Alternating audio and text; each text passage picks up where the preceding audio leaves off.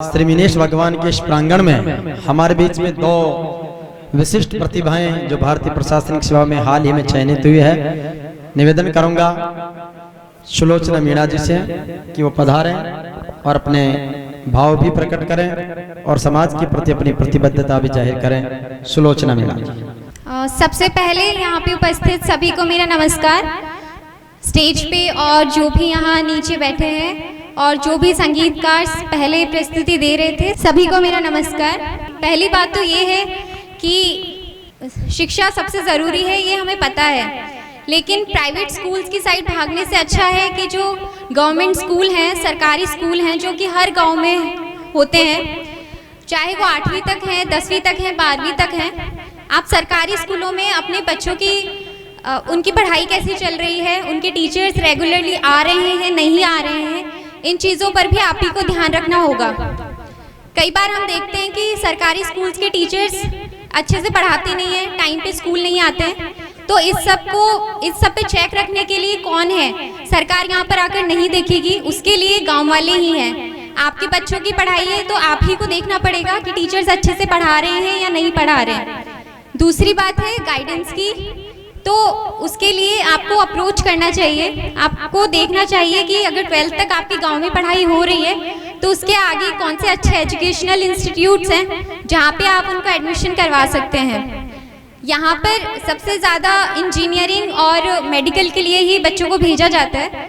10th के बाद science ले लो और या तो आप नीट की प्रिपरेशन कर लो या फिर IIT की कर लो। नीट और IIT के अलावा और भी बहुत सारे करियर ऑप्शंस हैं, उनको भी एक्सप्लोर करना चाहिए। ये दोनों ऑप्शंस कम नहीं हैं, लेकिन बात बस ये है कि एक ही साइड भागने की जगह, भीड़ चाल में जाने की जगह आप बच्चे को अवेयर करवाइए कि उसका इंटरेस्ट क्या है, वो क्या करना चाहता है या चाहती है, और फिर उसी लाइन में उसे भेजें।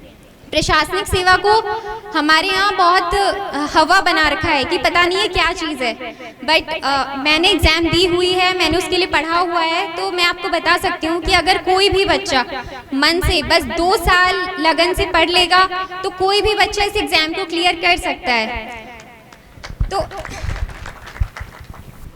तो इसीलिए आप बचपन से जब बच्चे सपने देखते हैं तो उन्हें ये भी सपने दिखाइए कि वो DM बन सकते हैं, IPS बन सकते हैं, देश के लिए कुछ कर सकते हैं, समाज के लिए कुछ कर सकते हैं। और नेक्स्ट में लास्ट में यही कहूँगी कि जितना लड़कों की एजुकेशन इम्पॉर्टेंट है उतनी लड़कियों की भी है। जैसे अभी कोटा की एक्स जिला प्रमुख उन्होंने बताया कि वो 50 साल पहले उन्होंने BSc कंप्लीट की हुई थी। मुझे तो आज तक पता नहीं था कि मीना समाज में कोई औरत ऐसी भी होगी जिन्होंने 50 साल पहले ग्रेजुएशन कर रखी होगी। मैं आज पहली बार किसी ऐसी लेडी से मिली हूँ जो मीना है और उन्होंने पहले ग्रेजुएशन कंप्लीट कर रखी है। मेरी अपनी मम्मी पढ़ी लिखी नहीं है, उन्होंने कभी स्कूल नहीं देखा, लेकिन उन्होंने हमें एजुकेशन की इम्पोर्टेंस ज़्यादा समझाई।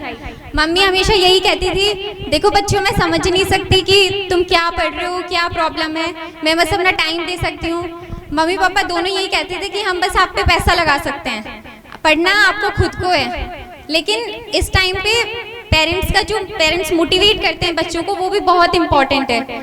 तो अगर आपके बच्चे भी कभी ज़रूरी नहीं है कि हर किसी का फर्स्ट अटेम्प्ट में हो जाए, चाहे नीट हो, IIT हो, हर जगह कंपटीशन बहुत ज़्यादा बढ़ गया है, हर किसी को पढ़ना पड़ता है और कई बार मेहनत के बाद भी लक थोड़ा सा ख़राब होता है और बच्चों का सिलेक्शन नहीं हो पाता है। तो उस टाइम पे पेरेंट्स को ही उनको सपोर्ट करने की ज़रूरत है। फर्स्ट टाइम में नहीं होगा तो सेकंड टाइम में होगा, सेकंड टाइम में नहीं होगा तो थर्ड टाइम में तो होगा ही। तो बस लास्ट में मैं यही कहूँगी कि पेरेंट्स को बहुत ज़्यादा ज़रूरत है अपने बच्चों को सपोर्ट करने की। Thank you.